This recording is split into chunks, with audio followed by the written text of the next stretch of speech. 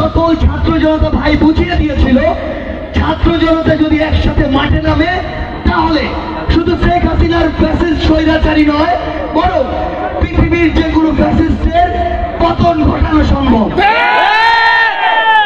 এরপর আমাদেরকে যখন ডিবি কার্যালয় থেকে শুরু করে বিভিন্ন গোয়েন্দা কার্যালয় দিনে রাতে আইন শৃঙ্খলা রক্ষাকারী বাহিনীর বিভিন্ন সংস্থা দিনে রাতে ডাকা শুরু করলো, তুলে নেওয়া শুরু করলো, হেফাজতে নেওয়া শুরু করলো, এমনকি খাবার খাওয়ানোর নাটক করা শুরু করলো।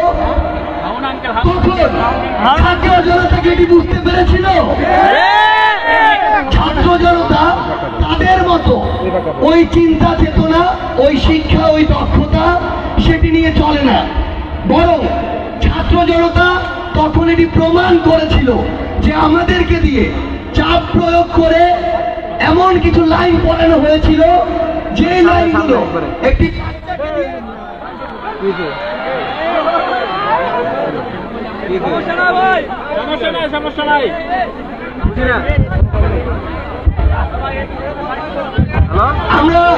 আমরা হারুন ভাইয়ের স্ক্রিপ্ট নিয়ে কথা বলছিলাম। হারুন ভাই মানে যে ভেজাল, এটা প্রমাণ ছিল। এটা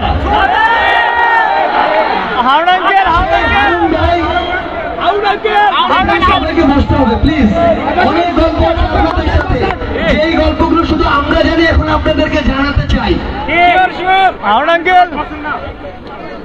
ওই ডিবি হারুন যারা একজন ফ্যাসিস্টের দোসর ছিল, তারা যখন তাদের সর্বোচ্চটুকু চেষ্টা করে তখন এই মুন্সিগঞ্জ সহ বাংলাদেশের প্রত্যেকটি জেলায় ছাত্র জনতা একটি ঐক্যবদ্ধ প্রতিরোধ গড়ে তোলে এবং 5ই আগস্ট ছাত্র জনতার ঐক্যবদ্ধ প্রচেষ্টায় ওই স্বৈরাচার ফ্যাসিস্ট খুনি হাসিনা দেশ ছেড়ে পালাতে বাধ্য হয়। এগুলো ছিল আমাদের ব্যাকগ্রাউন্ড, কিন্তু সামনে আমাদের চিন্তাগুলো কি, বর্তমানে কি চলছে, কেন এগুলো আমাদের ভাবতে হবে, সেটি নিয়ে আমাদের মূল আলোচনা। বিগত 16 বছর ধরে বাংলাদেশের প্রত্যেকটি রাজনৈতিক দল তাদের সর্বোচ্চটুকু দিয়ে চেষ্টা করেছে তারা ওই ফ্যাসিস্ট সরকারকে নাকি পতন ঘটাবে। তারা কি পেরেছে? বিগত 16 বছর ধরে বাংলাদেশে বিভিন্ন রাজনৈতিক দল বিভিন্ন ঈদের পরে, পূজার পরে সহ বিভিন্ন সময়ের পরে বিভিন্ন প্রোগ্রাম দেওয়ার চেষ্টা করেছে এই ফ্যাসিস্ট সরকারের পতনের জন্য। তারা কি পেরেছিল? আপনাদের একটি জিনিস খুব ভালো করে মনে রাখতে হবে, যেদিন ছাত্র জনতা ঐক্যবদ্ধ হয়ে মাঠে নেমেছে এবং ছাত্ররা সম্মুখ সারিতে ছিল, সেদিনই ফ্যাসিস্ট সরকারের পতন ঘটেছে। এখানে দুটি গুরুত্বপূর্ণ বিষয় রয়েছে। প্রথম বিষয়টি হচ্ছে এই যে ছাত্র জনতা, এই ছাত্র জনতার উপরে বর্তমান বাংলাদেশের মানুষের যে আস্থাটি রয়েছে, বাংলাদেশের তথাকথিত রাজনৈতিক দলগুলোর উপর বাংলাদেশের মানুষের ওই আস্থাটি আর নেই। আরেকটি গুরুত্বপূর্ণ বিষয় এখানে রয়েছে, এই যে আপনাদের উপরে বাংলাদেশের এত এত মানুষ এই আস্থাটি রেখেছে, এখন সময় হচ্ছে তাদের আস্থার প্রতিদান দেওয়ার। গুরুত্বপূর্ণ কিছু বিষয় হচ্ছে, আপনারা দেখবেন যারা এই ফ্যাসিস্টের দোসর ছিল তারা কখনো চাইবে না যে আপনারা যেভাবে ঐক্যবদ্ধ ছিলেন সেভাবে আপনারা আবারও ঐক্যবদ্ধ হয়ে উঠুন কিংবা ঐক্যবদ্ধ থাকুন। এই জন্য আপনাদের যে কাজগুলো করতে হবে, প্রথমত বিগত 16 বছর ধরে ফ্যাসিস্ট সরকার যে কাজগুলো করেছে এবং সবশেষে এই গণঅভ্যুত্থানে এই ফ্যাসিস্ট সরকার যেভাবে আমার বোনদের উপরে নির্যাতন করেছে, আমাদের ভাই বোনদেরকে বুলেট বিদ্ধ করেছে, রাস্তায় নির্বিচারে পশু পাখির মতো মানুষ হত্যা করেছে, যেভাবে ওই নিথর দেহগুলো ট্রাকে ময়লার স্তূপের মতো নিয়ে গিয়েছে, এই ডকুমেন্টেশন গুলো আপনার জীবন্ত রাখতে হবে। একটা জিনিস মনে রাখবেন, ওই ফ্যাসিস্ট সরকার সবসময় চাইবে আপনার এই স্মৃতিগুলো ভুলিয়ে দেওয়ার জন্য। আপনি যদি এগুলো ভুলে না যান তাহলে তারা আবার এসে ক্ষমতায় বসতে পারবে না।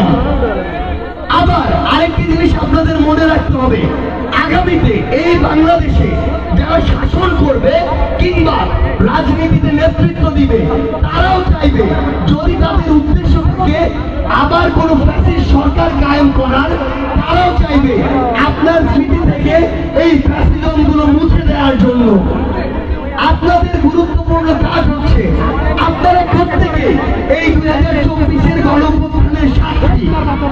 আপনাদের কাজ হবে একটি ফেসবুক পোস্টের মাধ্যমে, ছবির মাধ্যমে, ভিডিওর মাধ্যমে, ডায়েরি লেখনির মাধ্যমে কিংবা একটি বই লেখনির মাধ্যমে হলো আপনি চোখে যা দেখেছেন, আপনার সামনে যা ঘটেছে, আপনার পরিবারের সাথে যা হয়েছে তার প্রত্যেকটিকে লিপিবদ্ধ করা। এটি কতটা গুরুত্বপূর্ণ সময়ের সাথে সাথে এই বিষয়টি আমরা বুঝতে পারবো। দ্বিতীয়ত যে বিষয়টি আমরা আগেই বলেছি, আমি আমার জায়গা থেকে স্পষ্ট করে বলি, এটি কোনো রাজনৈতিক বক্তব্য নয়, বরং তরুণ প্রজন্মের সাথে যেই তরুণ প্রজন্ম এই আন্দোলনের সামনে থেকে ছিল তাদের একটি মত বিনিময় সভা। প্রথমে একটি কথা বলে দিই, আমার সামনে যে তরুণ প্রজন্ম রয়েছে তারা রয়েছে, আমাদের বাবা মায়েরা রয়েছে, কিংবা আরো যারা অগ্রজ তারাও রয়েছে। আমাদের বাবা মায়েরা সারা জীবন আমাদের স্বপ্ন দেখিয়েছে, হয় ডাক্তার হতে হবে, না হয় ইঞ্জিনিয়ার হতে হবে, না হয় তাদের মন মতো যে জিনিসগুলো সমাজে তথাকথিত মর্যাদা আছে শুধুমাত্র সেগুলো হতে হবে। আমাদের বাবা মারা কিংবা আমাদের অভিভাবকরা কোনোদিন আমাদের এই স্বপ্নটি দেখায়নি যে আমাদের একজন ভালো রাজনীতিবিদ হতে হবে। আমাদের একটি জায়গায় স্পষ্ট করা প্রয়োজন, আপনি যে বাংলাদেশে আজকে থেকে যা কিছু খাচ্ছেন, যা কিছু করছেন, যে আইন মানছেন, যে দায়িত্বগুলো পালন করছেন, যে নীতি সংবিধানের মধ্যে আছে, যে রুলস গুলো মেনে চলেন, যেভাবে একটি দেশের সিস্টেম পরিচালিত হয় তার প্রত্যেকটি নির্ধারণ হয় ওই জাতীয় সংসদ থেকে। ওই জাতীয় সংসদে কারা বসে থাকে? সকল ওই জাতীয় সংসদে আসলে যাদের বসে থাকার কথা তারা হচ্ছে এক একজন রাজনীতিবিদ। তাহলে যাদের দ্বারা একটি দেশের সকল সিস্টেম গুলো ফাংশন হয়, সেই রাজনীতির জায়গায় যদি ভালো মানুষগুলো না যায় তাহলে দিন শেষে আপনি বাংলাদেশে যাই হন না কেন আপনাকে ওই তুলনামূলক খারাপ মানুষদের দ্বারা শাসিত এবং শোষিত হতে হবে। সেই জায়গা থেকে আপনি যদি চান যে যোগ্য মানুষগুলো, মেধাবী মানুষগুলো দেশের কার্যক্রম পরিচালনায় যান, আপনি যদি চান দেশের তরুণ প্রজন্ম এবং ওই শিক্ষিত জেনারেশনটি ওই সংসদে গিয়ে আপনার জন্য পলিসি নির্ধারণ করুক, তাহলে হয় আপনাকে রাজনীতিবিদ হতে হবে, না হয় আপনাকে রাজনৈতিকভাবে সচেতন হয়ে উঠতে হবে। কারণ দিন শেষে রাজনীতির বাইরে কিছুই নাই। একটি জিনিস আপনাদের খুব ভালো করে মনে রাখতে হবে, এই যে আমাদের রাজনীতিবিদরা তাদের অধিকাংশদের দ্বারাই আমরা দেখি এটি হচ্ছে ওইটি হচ্ছে। আপনি একটি জিনিস লক্ষ্য করুন, আমরা জানি কিছু পুলিশ এমন কিছু কাজ করেছে যেটি তার ইথিক্সের সাথে, তার ওই যে বাহিনী তার সাথে যায় না, কিন্তু এটিও তো সত্য যে তাদের অধিকাংশকে বাধ্য করেছে ওই ফ্যাসিস্ট হাসিনা এই প্রত্যেকটি কাজ করার জন্য। তাহলে ওই স্বরাষ্ট্রমন্ত্রীর জায়গায় কিংবা প্রশাসনের প্রত্যেকটি জায়গায় কিংবা সংসদ ভবনের পলিসি মেকিংয়ে যদি আপনাদের মতো দেশের স্পিরিট, 24-এর গণঅভ্যুত্থানের স্পিরিট নিয়ে চলা মানুষগুলো অংশগ্রহণ না করে, তাহলে দিন শেষে আজকে থেকে 1 বছর পরে হোক, 2 বছর পরে হোক, যেরকম ফ্যাসিস্টদের দ্বারা 16 বছর চলেছে ওই রকম কোন না কোন ফ্যাসিস্ট দ্বারা আজকে থেকে কয়েক বছর পরে আবার এই দেশ পরিচালিত হবে। আপনারা কি এটা চান? আপনারা কি এটা চান? যদি আপনারা না চান তাহলে আপনাদের হয় মেধাবী এবং দক্ষতা সম্পন্ন হয়ে ওই রাজনীতিতে প্রবেশ করতে হবে, অথবা রাজনৈতিকভাবে সচেতন হয়ে উঠতে হবে। এখন আমাদের জায়গায় খুব গুরুত্বপূর্ণ কিছু কথা রয়েছে, যে কথাটি হচ্ছে শিক্ষা নিয়ে। আমাদের তরুণ প্রজন্ম এখন সবই ভালো লাগে পড়াশোনা ছাড়া। আমাদের সোশ্যাল মিডিয়া যখন আমরা ফোনে যাই 10টার দিকে মানে আমাদের চিন্তাটা এমন হয় 9:55 ফেসবুকে ঢুকি, এই চিন্তা করে আর 5 মিনিট পরে 10টায় পড়তে বসবো। একটু পরে দেখি ফোনে কয়টা বাজে, দেখি 10:45। তাহলে আর 15 মিনিট চালাই, 11টার দিকে পড়তে বসবো। তারপরে যখন 11টা বাজে, 11টা বাজার পরে অন্য একটা ইম্পর্টেন্ট কল আসে, যেই কলের জিনিস, যে কলের কথা কাউকে বলা যায় না। আমরা এগুলোর সবকিছুই করতে পারি যদি স্টুডেন্ট অবস্থায় স্টুডেন্টের যে প্রধান রেসপন্সিবিলিটি পড়াশোনা করা সেটি ঠিক থাকে। কিন্তু এটা সত্যি যে আমরা আমাদের পড়াশোনার প্রতি যে মনোযোগটা, সেই মনোযোগ থেকে আমাদের একটি মনোযোগচ্যুতি ঘটেছে। সেটা শুধু এই আন্দোলন কেন্দ্রিক না, আন্দোলনের পূর্বেও ছিল। আমরা সোশ্যাল মিডিয়ায় একটা জিনিস দেখতে পাই, কিছুদিন আগে একটা শব্দ দেখছিলাম, কে এই আন্দোলনের মাস্টার মাইন্ড, এই শব্দটা আমরা বারবার দেখেছি। ফ্যাক্ট হচ্ছে আন্দোলনের মাস্টার মাইন্ড যেই হোক না কেন, এই আন্দোলনে একটা গুরুত্বপূর্ণ ইন্টেলেকচুয়াল উইং ছিল, যারা প্রত্যেক দিন 10 থেকে 12 ঘন্টা পড়াশোনা করত এবং তারা পৃথিবীর হিস্ট্রি, পৃথিবীর গণঅভ্যুত্থান, পৃথিবীর ইতিহাস এগুলো পর্যালোচনা করত। এবং তারা এই গ্রুপটি হতে পারে 10 জনের 15 জনের গ্রুপ, এই গ্রুপটি শেষে সিদ্ধান্তে আসতো যে আমরা এগুলোর ভিত্তিতে কিভাবে আমাদের কালকের কর্মসূচিটি সেট করতে পারি। আপনারা দেখেছেন এই 16 বছরে অসংখ্য রাজনৈতিক দল অসংখ্যভাবে চেষ্টা করেও এই ফ্যাসিস্ট সরকারের একটি খুঁটিও টলাতে পারেনি। কিন্তু এই ছাত্র জনতা যখন রাজপথে নেমেছে, আর ওই রকম একটি পড়ুয়া ইন্টেলেকচুয়াল গ্রুপ যারা একই সাথে প্রত্যেক পড়াশোনা করেছে, বাস্তবসম্মত ইতিহাস ঘেটেছে এবং বর্তমানে চলমান যে ঘটনাগুলো এগুলোর সাথে রিলেট করে শিক্ষা নিয়ে কর্মসূচিগুলো দিয়েছে, তখনই আমাদের এমন একটি আন্দোলন সফল হয়েছে। সেই জায়গা থেকে আমাদের তরুণ প্রজন্মের প্রতি বৈষম্য বিরোধী ছাত্র আন্দোলনের একটি গুরুত্বপূর্ণ আহ্বান হচ্ছে, আমরা আপনাদেরকে অনুরোধ করি, আপনাদেরকে আগে ওই ভিতরের কোয়ালিটির জায়গা থেকে ওই লেভেলের স্কিলফুল হতে হবে। আপনি যত স্মার্ট হন না কেন, আপনার হাতের মোবাইল ফোনটি যতই আপডেট হোক না কেন, আপনার চুলের হেয়ারস্টাইল যেমনই হোক না কেন, আপনার ড্রেসের দাম যতই হোক না কেন, আপনি দেশের যেই জায়গা থেকে শপিং করেন না কেন, কিংবা আপনার পার্সোনাল মানুষের স্ট্যাটাস যতই ভালো হোক না কেন, দিন শেষে আপনার সাথে একজন কোয়ালিটিফুল মানুষ যদি 2 মিনিট কথা বলে, বুঝে যাবে আপনার ভিতরে কি আছে। আপনি আপনার বাইরে বা বাহ্যিক কোনো কিছু দিয়ে এই ইন্টারনাল কোয়ালিটিকে কখনো তুলনা করতে পারবেন না, ইমপ্রুভ করতে পারবেন না। সেই জায়গায় আমার সামনে যারা আগামীর বাংলাদেশের তরুণ প্রজন্ম বসে আছেন, আপনাদের কাছে অনুরোধ, আপনারা সবকিছুতেই থাকবেন, কোনো সমস্যা নেই। সময় প্রয়োজন রাস্তায় নামবেন, সময় প্রয়োজন বাংলা ব্লকেট করবেন, সময় প্রয়োজন ইট পাটকেল ছুড়ে মারবেন, সময় প্রয়োজন রাজপথে স্লোগান দিবেন। কিন্তু এটাও মনে রাখতে হবে, স্টুডেন্ট অবস্থায় আমাদের প্রথম এবং প্রধান কাজটি হচ্ছে আমাদের পড়াশোনা ঠিক রাখা। আমরা চাই আপনারা দেশের কিংবা দেশের বাইরের সবচেয়ে ভালো ভালো যে বিশ্ববিদ্যালয়গুলো রয়েছে, সেই বিশ্ববিদ্যালয়গুলোতে পড়াশোনা করুন। একটা বিশ্ববিদ্যালয় এত বড় একটি বৈচিত্র্যের জায়গা, যেটি আপনাকে আলাদাভাবে ইনার একটি কোয়ালিটিতে আপনাকে সজ্জিত করবে। আমরা আপনাদের রিকোয়েস্ট করি, আপনারা আপনাদের অন্তত কলেজ লেভেল, অ্যাডমিশন লেভেল পর্যন্ত ভালোভাবে এই পড়াশোনাটা আপনাদেরকে কন্টিনিউ করতে হবে। আপনারা করবেন কিনা? আপনাদেরকে দেশের সেরা বিশ্ববিদ্যালয়গুলোতে দেখতে পাবো কিনা? কি কনফিডেন্ট নাই নিজের ভিতরে? দেখতে পাবো। একটা গুরুত্বপূর্ণ বিষয় নিয়ে আমাদের আলোচনা রয়েছে, সেটি হচ্ছে আমাদের সংবিধান। আমাদের এই যে সংবিধান, এই সংবিধানটি 1972 সালে হয়েছিল। 16ই ডিসেম্বর 1972 থেকে কার্যকর হয়।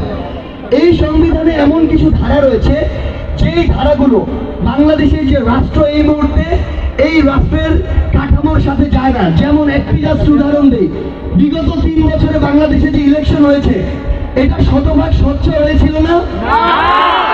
আমরা তো জানি হাসিনা শতভাগ স্বচ্ছ ইলেকশন দিয়েছিল, এই জন্য তো আমরা সবাই চুপ ছিলাম, তাই কিনা? ঠিক। এই সংবিধানে এরকম একটি ধারা ছিল যে ইলেকশনটি কোনো তত্ত্বাবধায়ক কিংবা এমন কোন তৃতীয় বা নিরপেক্ষ যে অন্তর্বর্তীকালীন সরকার বা এমন কার মাধ্যমে হবে না, হবে কার? ক্ষমতাসীন সরকারের মাধ্যমে। যার ফল আমরা পরপর 3টি ইলেকশনে দেখেছি।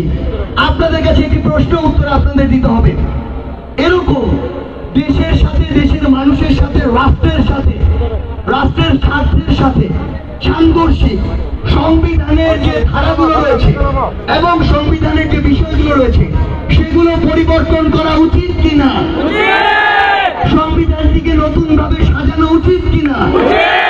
সেই জায়গায় আমরা অন্তর্বর্তীকালীন সরকার একটি জিনিস স্পষ্ট করে বলতে চাই, সরকার যেন তাদের জায়গা থেকে এই কাজটি অবশ্যই করে।